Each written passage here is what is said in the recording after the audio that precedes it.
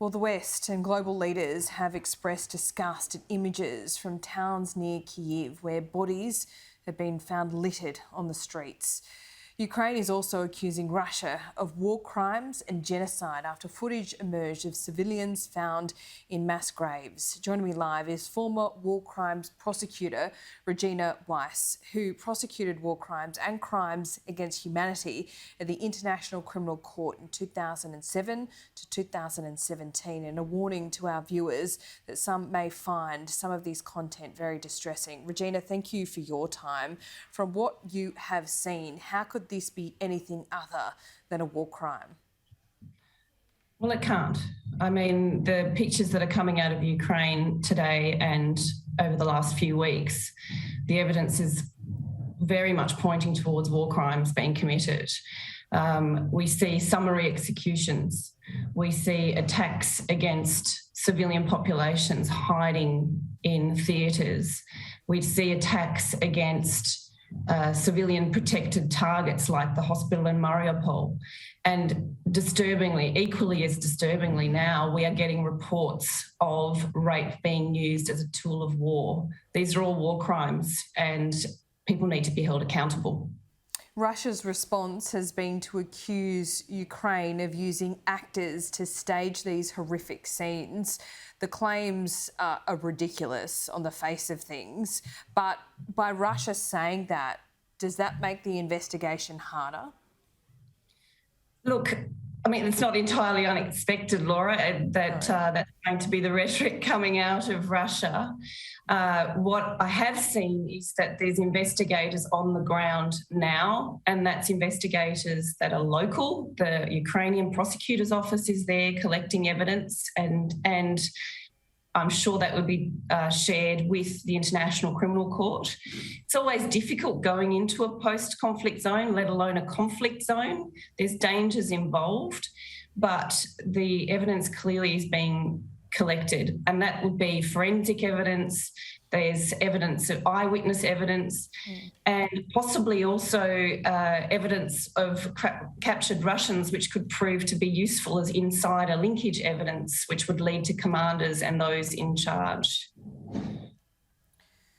How do you verify war crimes?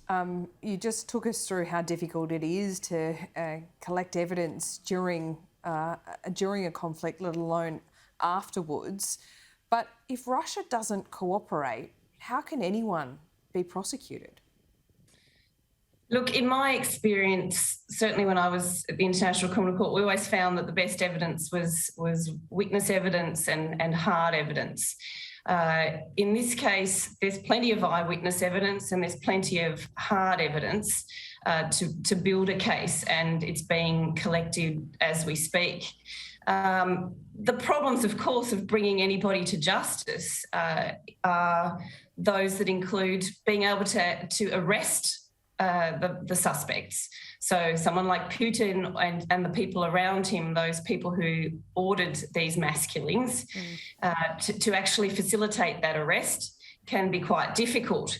However, if an arrest warrant is issued under the International Criminal Court, they don't have an expiry date. So they will be eventually brought to justice if they're toppled, or if there's a coup, or they leave the country, you know. Okay, so the International Criminal Court isn't even recognised by the United States, and now we have the US President Joe Biden saying that, you know, he wants to use this mechanism to bring Vladimir Putin to justice. Is that a bit hypocritical? Oh, look, I'm going to have to agree with that, Laura, that is hypocritical. I mean, on the one hand, any support is good support. On the other hand, the irony of it and of a country who not long ago was imposing sanctions on the chief prosecutor of the International Criminal Court because there was talk of an investigation into Afghanistan which involved US soldiers. That irony is not lost on me. But any assistance is good assistance as far as I'm concerned in this case. What about the mechanisms through the UN Security Council? Is anything going to get done there when Russia still has veto power? isn't there precedent now, even if there isn't precedent, I should say, isn't there an argument to remove that veto power from Russia? Can you see how that might be done? I can't, Laura, I can't. It's unfortunate there's no mechanism for it, which is why you'll never see a UN tribunal like the one we had for Rwanda or the former Yugoslavia.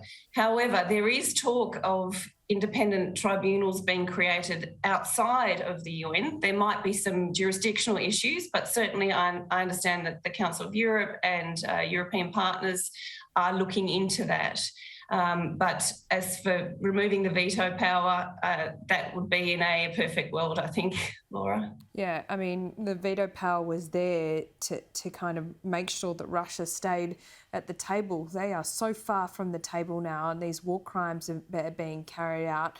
They need to be verified, of course, but how can you see any kind of not only justice being served here, but as this conflict carries on, the war crimes against women and children in particular seem to be getting worse. There is no deterrent. Well, that's the heartbreaking tragedy of all of this, Laura. There's a human tragedy, a humanitarian catastrophe right there and then, and it's not helping the people right now on the ground. The justice system and the international justice system is there to bring those who are responsible to justice, and whether that's at the International Criminal Court, whether that's a local court in Ukraine, it's years down the track. What needs to happen now is that the world needs to pull together to help in this humanitarian crisis, either on the ground or with those people who have been displaced. And we need to all pull together. That's the most important thing right now for the women, the children, the civilians, and those who are being harmed so terribly. It's all pretty depressing when you look at the lack of mechanisms to bring any of these people to justice, isn't it? It is. Look, you still have hope. I look at the example of, for example, President al-Bashir, who was accused of genocide, crimes against humanity and war crimes in the Sudan. When arrest warrants were issued over 10 years ago against him, it was almost a laughing matter to him and his immediate circle. However, he was toppled.